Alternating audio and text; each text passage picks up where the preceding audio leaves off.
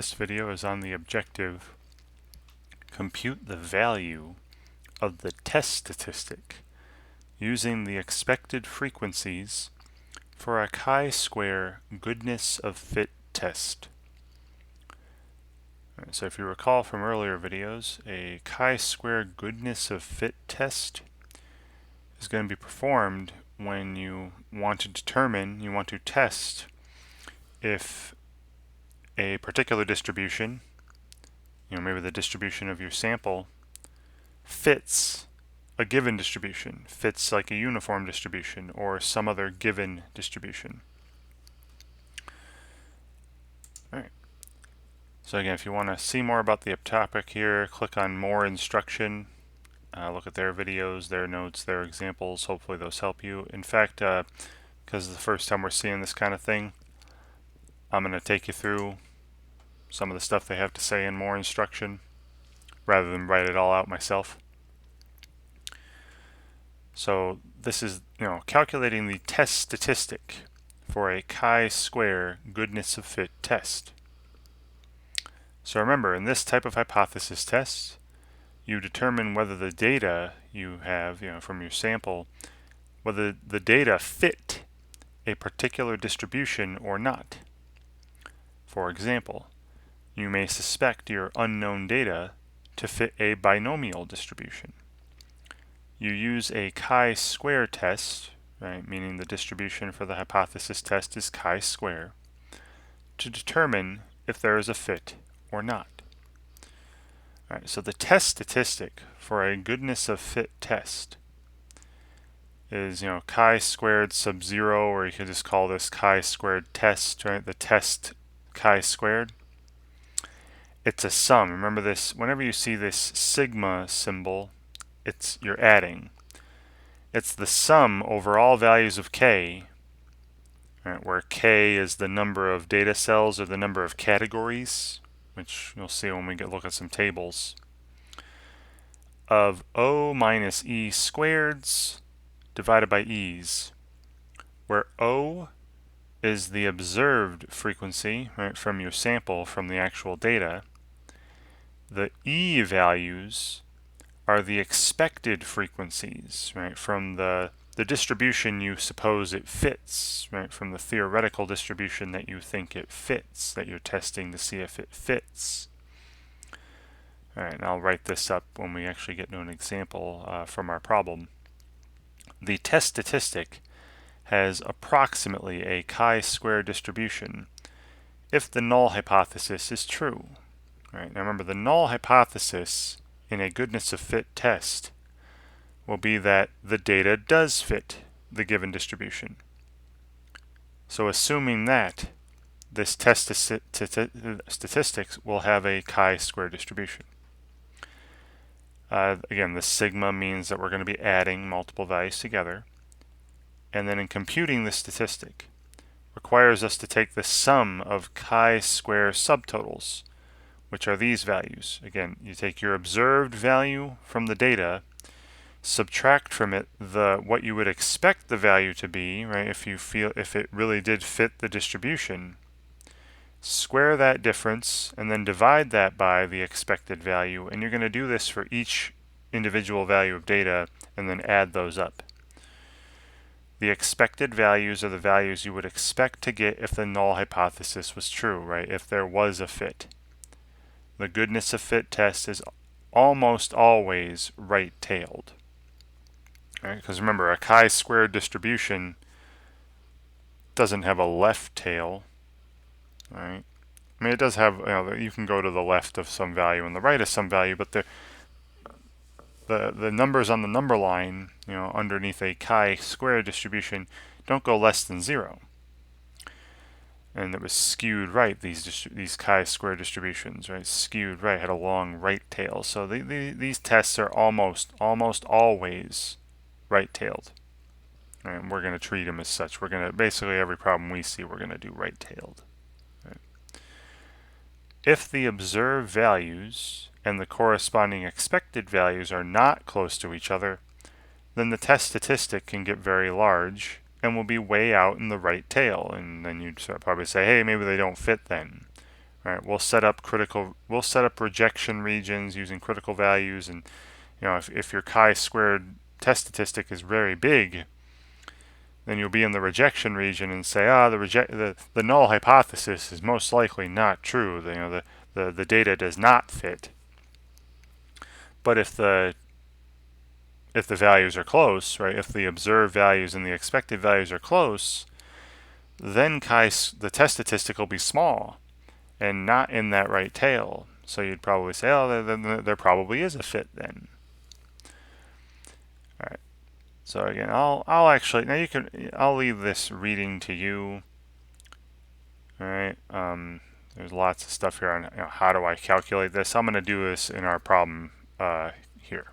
All right. I'm going to actually go through the calculation of the test statistic in our question.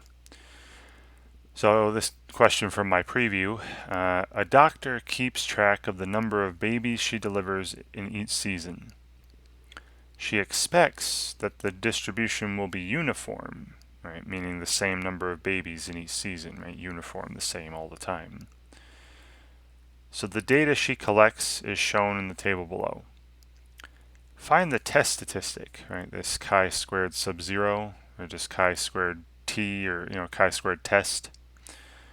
Find the test statistic for the chi-squared goodness of fit test.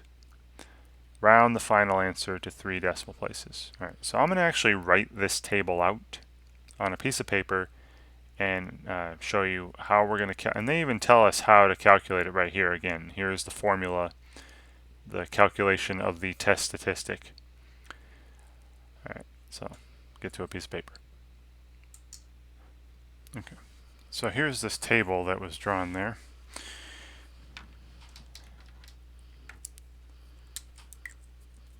Now, I've added up now this is what actually happened, right? The observed row. This is the actual data, right? What actually happened.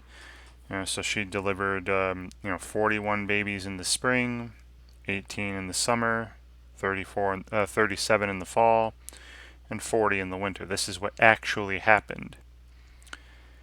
This expected row is now this is a total of 136. Right? This is 136 babies. Now the expected row is if the distribution were uniform.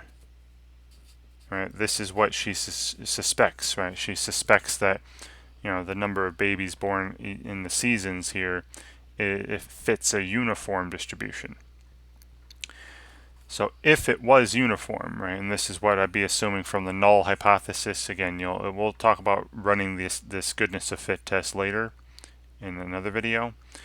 But if it were uniform, and I was delivering 136 babies, right, divide this by 4, right, the number of seasons, and 136 divided by 4 is 34. You'd expect 34 each season if it were truly uniform, right?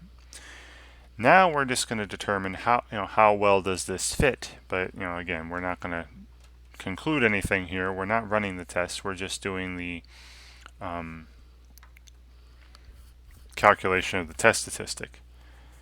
All right. So again, the test statistic, and I'll write the formula up again. Right, the test statistic for our goodness of fit test is this chi-squared sub 0. They're calling it. And this is how they wrote it. The sum over k of these observed minus expected values squared divided by expected values. Now k, in this particular example, the value of that k, well, k is just the number of terms of this sum or the number of categories. So k here is 4. Right, in this case, it would be the number of seasons, right? The number of categories. That's the number of seasons in this example. So again, the k here is just going to tell you how many terms are going to be in this sum. There should be 4 terms. All right, so let me show you how this is working. Right, so this k squared sub 0, our test statistic, is you just go category by category. Here it's column by column. It might be row by row if it's in rows. Right. But you just take each observed value. So the first observed value from the spring was 41. And then I say, how far off is that from what I expected? 41 minus, I'd expect 34. And then square that value and divide it by, what the expected value was for that particular season. Right? It was 34. And I just do this, right, plus, and I do this for each of the K categories, each of the 4 seasons. So this was for the spring. Then I move to the summer. The observed value was 18. Take away, what you expected if it were truly uniform, right? If the null hypothesis were assumed to be true, if you assume it did fit a uniform distribution, take away 34, square that value, divided by the expected value. Again, in this category, the summer was 34. Plus, and then do it again for the fall. In the fall, the observed number of babies born was 37. Take away the expected number, right, 34, if it were uniform, squared, divided by the expected number. Again, 34 for the fall. And then finally, one more term here for the winter. Right? The observed, 40, minus the expected, 34, squared, and then divided by the expected, 34. Okay, so let's put all this together. Now, notice that all these fractions have a denominator of 34. So that's all going to be over 34. And I'm just going to be adding all these numerators up. Now I can punch this in a calculator, right, which I will do in a second. But some of these are easy. Like 41 minus 34 is 7, and 7 squared is 49. Plus, and then 18 minus 34 is negative 16. Alright, but negative 16 squared is the same as 16 squared. That'd be 256. And again, you can just punch this in your calculator. And 37 minus 34 is just 3. 3 squared is 9, so I got plus 9. And finally, and then 40 minus 34 is 6, and 6 squared is 36. Alright, so I'm going to put all this in the numerator, and again, every single one of them is divided by 34. And we're asked to round this, right, to 3 decimal places. Okay, so I'll pull up my calculator. Let's enter this stuff. Okay, so in parentheses, I'll put all these squares, right? 49 plus 256 was 16 squared, or negative 16 squared, same thing, plus 9 plus 36. All that in the numerator, and then again, every single one of those is divided by 34, so I got 34 as the single denominator.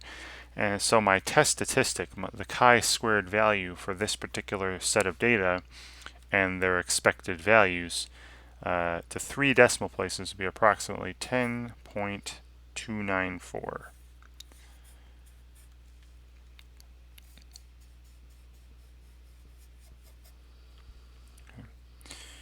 Alright, and then what we would do is, when we run the test, and again, we'll get to running the test in a future video, we'd put this value on our number line and look at a chi-squared distribution with 3 degrees of freedom. You're going to see it's going to be the number of categories minus 1 degrees of freedom. But we'll see that again. We'll see that later, and then decide, based on the significance level, right? Based on alpha, does our test statistic fall in a rejection region or not? Or you could do the p-value approach as well, which I'll do all that stuff when we get into tests, running the test in a later video. But right now, all we're asked to do is find this test statistic, 10.294. Now, I'll show you a quick way of doing this as well. All right, you can also do this on your calculator with lists. Right.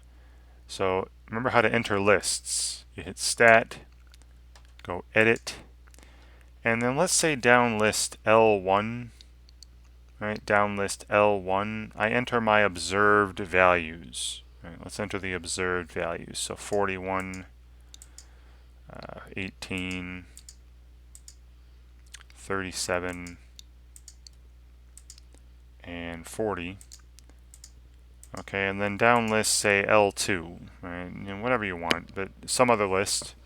Down list L2, I'll put my expected values, what I would expect. You know, if there were 136 babies and it was a uniform distribution, I would expect 34 to be born in every season. So I put, you know, just a bunch of 34s. Okay, now what we can do, L3, I go up to L3, and then I do the following. Hit enter, and you see the cursor come up, L3, and I just enter this thing here, this observed minus expected squared divided by expected. Remember, observed were the L1 values, so in parentheses, I go second list 1 minus the expected values were in L2, so minus second L2, and then, you know, that quantity squared divided by the expected values, which were from L2. Okay, and I hit enter there. And I get all these crazy decimals. And what we're going to do now is just add these up. Just add them up. Find the sum of list L3. All right, and that's easy to do. Get out of here, back to the main menu. And if you want to do math with your lists, above the stat button it says list. Go second list, and then over to math. And you see number 5 here, it says sum. You can either hit the number 5 or go down to it, and then I want to add up those observed minus expected squareds divided by expected. I want to add up those values. Those values were in list L3, so I just hit second L3, and look, the same exact number. All right, so that was just a bunch of typing, right, on my calculator. All right, so that's another way to do it. And let me show you a third alternative. All right, so hopefully this isn't too much. You can do it by hand. You know, this wasn't so bad because these were nice whole numbers and there were only 4 of them. You can do it on the calculator. You know, enter list of observed, list of expected, and then make a third list where you do observed minus expected squared over expected, and then add up that list. Or again, you know, I've already entered, you know, my observed values down L1, my expected values down L2. So there's a third option to find the test statistic. Run the test. All right, now I know we don't know what the test is going to be yet. We haven't seen the steps, but if I go stat, hit the stat button, go over to tests, and if you go way down, now I don't know how many of you have this one. I know this is on the 84 plus. I don't know if it's on the 83. But if you have an 84 or 84 plus, I'm pretty sure it might be on some 83s. I forget. But there's you should see chi-squared GOF test. GOF, that stands for goodness of fit. And that's what we're going to be running here. And then it says, hey, what's your observed list? That was L1. So I've already got L1 there. What's your expected count list? That was what I entered down L2, and I've already got L2 there. Now the degrees of freedom, as I mentioned, will be K minus 1. So there were 4 categories, K is 4, so there'd be 3 degrees of freedom here. Let me just tell you that right now. You're going to see it more when we get, again, the videos later where we go over the entire test. And then I'm going to go calculate. Now really it shouldn't matter what the degrees of freedom are because it's going to take what I just did and, you know, it'll give you the test statistic. All right. So it really doesn't matter what the degrees of freedom are. The test statistic will be correct. And you see that there, chi-squared. Now the p-value we're not going to worry about till later, right? The p-value is given. But look at the top, chi-squared, 10.294. Exactly the same thing I got doing it by hand or doing it using the list math earlier on the calculator.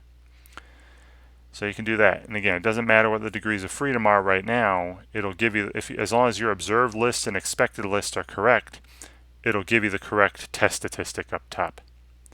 All right, so you have 3 ways to do it: by hand, using list math, the sum of a list, and also just doing having the goodness of fit test run and give you the test statistic. All right. So either way we did it, it came back 10.294, rounded to 3 decimal places. Right. So I enter that, submit, and again read your answer explanations, and it takes you through the long way, the by hand way that I showed you. And again, you could enter all this the way it looks on a calculator as well, right? To do the calculation. Okay. All right. So that was a bit longer, right? And again, introduction to this calculating this test statistic. Hopefully, watching me go over this, watching me find this test statistic in this video on paper and a calculator, reading through the more instruction, reading your answer explanations when they come up. I'm hoping all this stuff helps you when you are trying to do this on your own. All right, and thank you very much for watching.